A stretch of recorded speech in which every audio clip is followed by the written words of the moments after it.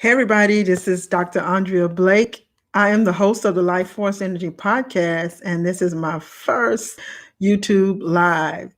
I want to share a message about wholeness, journey to wholeness. What does that mean to you? What is wholeness for you? And when I talk about wholeness, I'm speaking mind, body, spirit, and soul. The healing journey requires each person to look at their lives in these different areas and figure out what wholeness will mean to you in that area. So, for example, for myself, part of feeling whole is to be able to be present in my life, to practice presence, to have present time consciousness, being where I am now, being in full appreciation for where I am now while leaving the past in the past. That is where the wholeness comes in for me.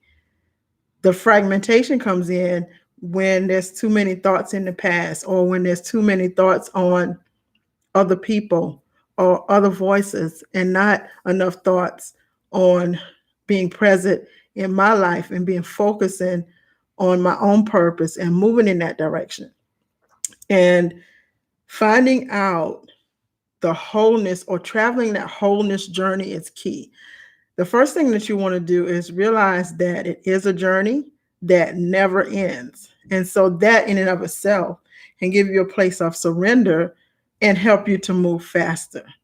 The wholeness journey, the healing journey, the life journey never ends. And it takes just as much energy to heal and peel back those layers and move forward as it does to stay stuck or to stay bitter or to stay hurt.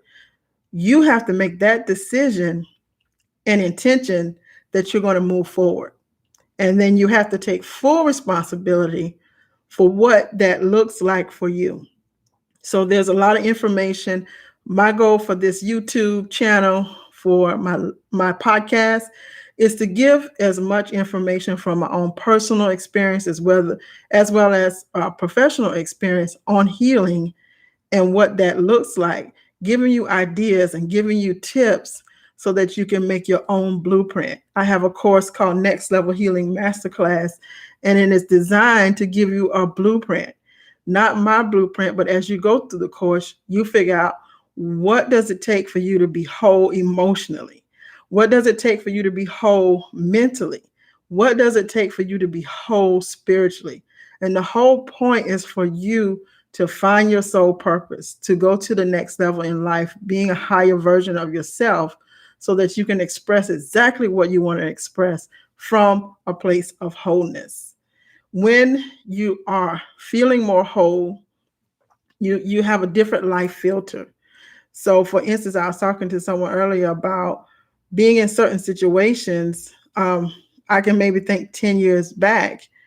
I can be in that same situation now, and I filtered it differently then. And so I would have a completely different response, whereas before I may have reacted, a completely different response, which would bring about a completely different outcome. And not because the situation changed or the person changed, it's the same type of atmosphere, negative atmosphere, but I filtered it different. And I filtered it from a place of wholeness versus a place of brokenness. So the healing journey is individual, it's specific for your soul purpose and what does it take for you. But it requires insight, reflecting inward to see what places you do need heal. What is the priority?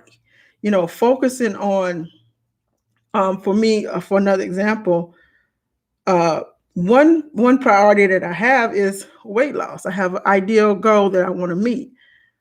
At the same time, I begin to see, when I put it in the context of wholeness, what I really want is to feel comfortable in my own skin and safe in my body and in full appreciation of my body, no matter what the weight is. And from that context, it feels more whole. It feels more authentic and it feels more real for me. Therefore, reaching my goal is much easier. It feels easier. It feels more loving. It has more self-compassion.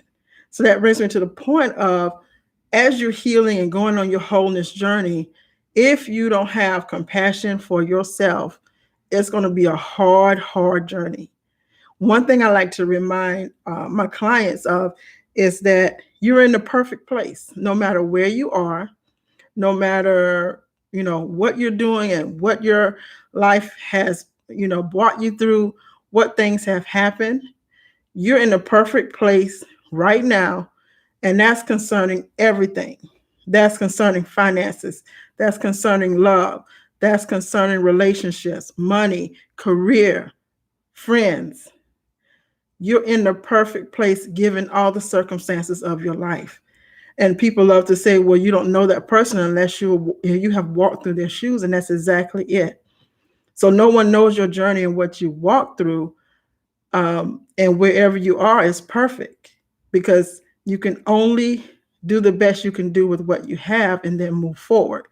Having self-compassion means that you don't judge the past, you don't judge your reactions, you don't sit in and soak in coulda, woulda, and shoulda, and just being hard and critical on yourself. By accepting it and seeing that it's perfect, that it couldn't be any better than it is now, even though you want it to be, wanting it to be and getting to that place of betterness and wholeness is that first acceptance of where you are, awareness that is perfect for you given all the circumstances of your life, and then moving forward with self-compassion. So this healing journey can be tough. It's different for everybody, and I want to use this channel for myself to share my healing journey. I'm going to have guests on that's going to share their healing journeys and also share information, share advice and tools and different things of different aspects of healing and becoming whole to help as many people as possible. Stay tuned in for more episodes and more lives to come. Until next time, I'm Dr. Andrea Blake, and this is my voice.